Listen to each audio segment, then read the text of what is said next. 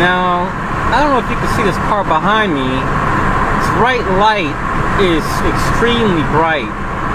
I've never seen a light like this. Let me see if I can zoom in on it. And this guy's been following me for about 14 miles. Now I notice sometimes these perps may have a light bulb which is more powerful on one side of the car. Now you can see that the left light bulb is extremely intense. That day it was very cloudy, so it's not like some type of flare, glare from the lens, because it was almost dark. It was like 4 something, and it was very, very cloudy that day. The whole entire area was just so cloudy. Now check out the light bulb on the left side. Or than another. And it's very, very odd. I've never seen anything like this before.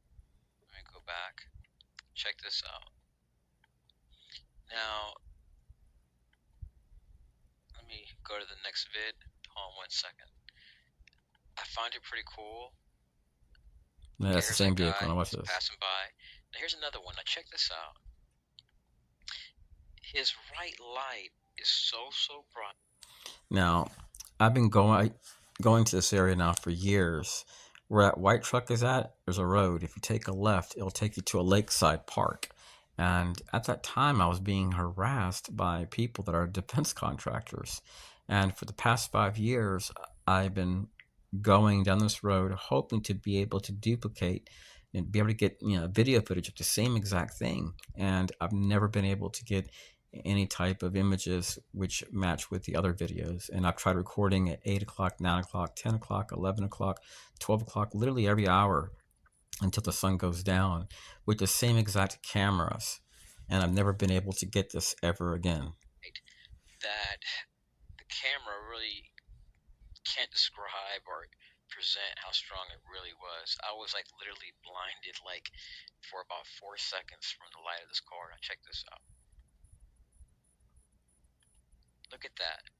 And that is his right light. His left light is not like. Now, I have a lot more videos like that in other states, and sometimes the people had no tags. Also, I want to share something with you guys, fellow TIs. This was a very popular group in the TI community, and the administrator, look what they named the group. You're not a TI. You have an untreated mental illness.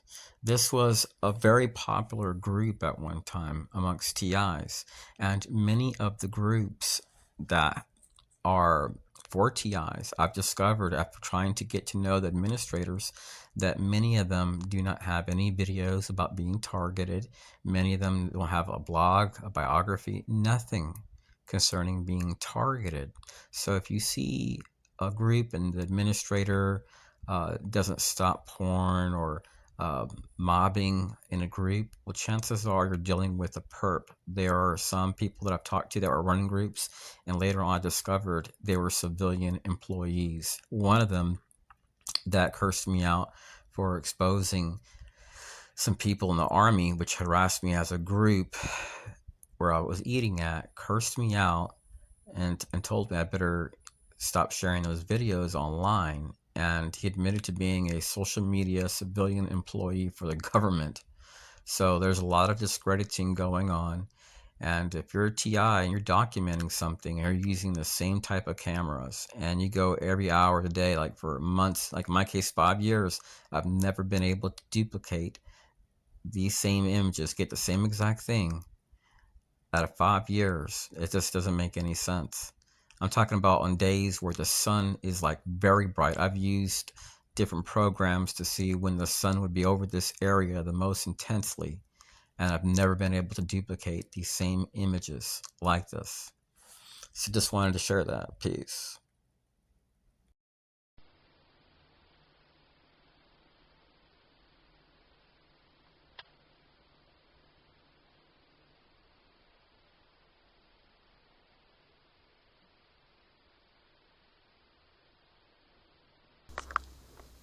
And check this out.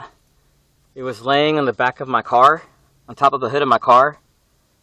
And I find this really sick there's like, I don't know if this is real blood, but it looks like a noose. Yep, this is a noose. You can tell from there.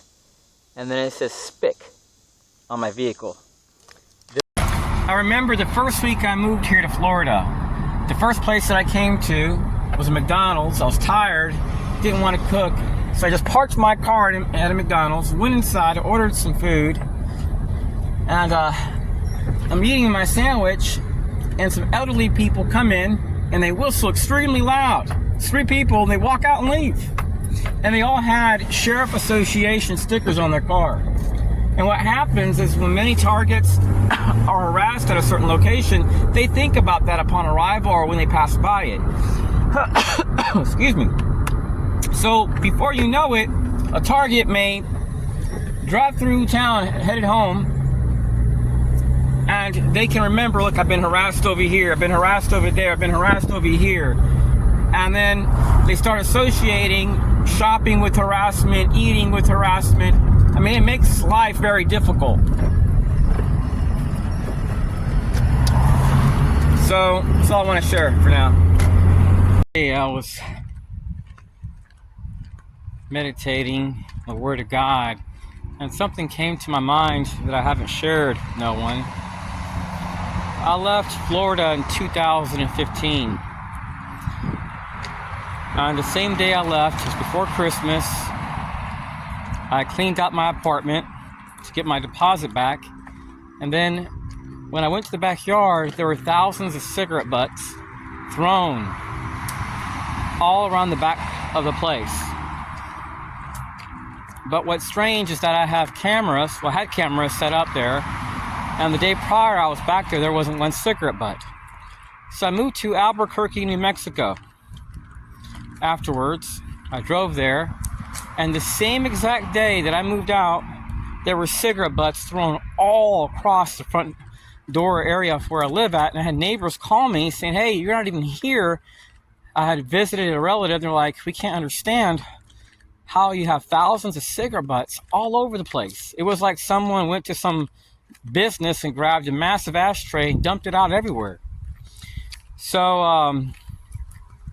I moved to Texas. The same exact thing happens the day that I'm moving out.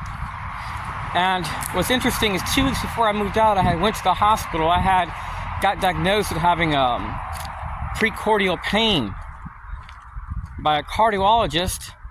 And a lady comes with a big ass bag and she walks around the car dumping cigarettes around in a circle. I should have stopped her, I just didn't give a damn. And I got in my car. I parked at the very back of the hospital parking lot. She parked in the very back. And I seen her park her car and walk to my car and dump all these cigarettes everywhere. So that has stayed on my mind. So these people that are doing this stuff, LTIs, they're clandestine. They will use police resources in Texas. I watch these people harass me off and on throughout the day, and at times they will use police resources. They will use firefighters. They will use Fire Corps. They'll use Medical Reserve Corps. They will use Freemasons. They will use business partners. They will use DHS prime contractors. And they weren't even DHS employees. These are people, fellow TIs, they don't give a crap about you, your family. They harass me even on Christmas every year.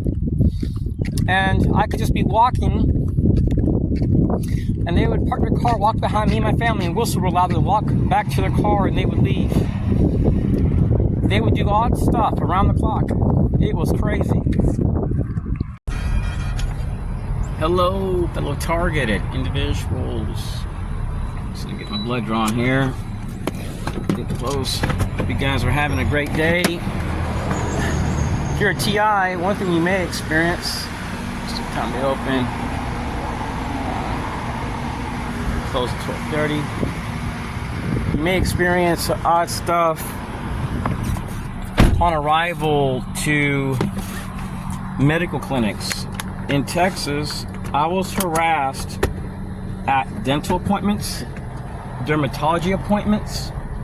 Weird things started occurring. And I have videos which show people with no tag showing up as a group, people wearing these green reflective vests lingering around, and then when they drive off behind me, they have no tag.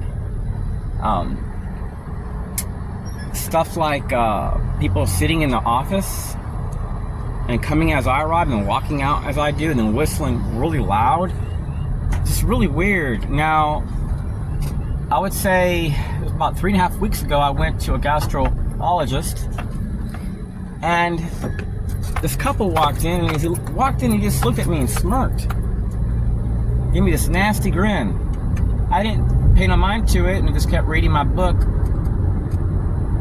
And when they called my name, he whistled extremely loud, and then he suddenly walked out of the place. So this guy sat in there for 3 hours, and then he walks out and he gets in his car and he whistles extremely loud one time, and then he leaves with his wife, and his wife is laughing while they're walking out. So I go out and eat with family, and this guy walks right up to where I'm at, where I'm eating at. He whistles very loud, and then he just walks out and leaves and gets in his car and drives off. I'm like, this is real weird.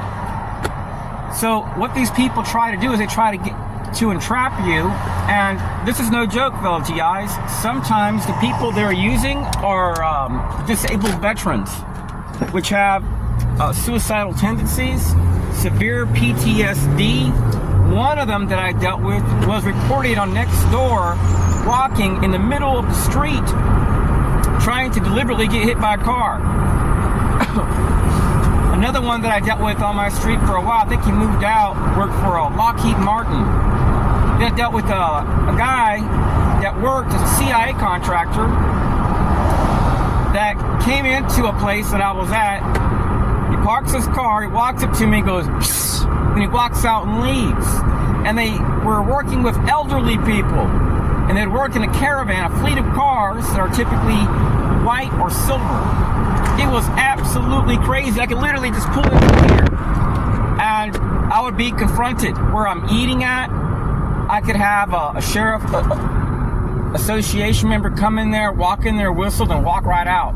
And this happened thousands of times in my 5 years, but I can't call the cops for stuff like this because it's not considered a crime, because they're using many different people. In Texas, I made an affidavit about this activity that was signed by a notary at a bank manager. He couldn't believe it. I even showed him video footage and gave him a flash drive. He couldn't believe it. He's like, I've never seen anything like this before. I told him, yeah, this started after dealing with the CIA and FBI. So asking for help sometimes is not good, fellow TIs, because look at what they do.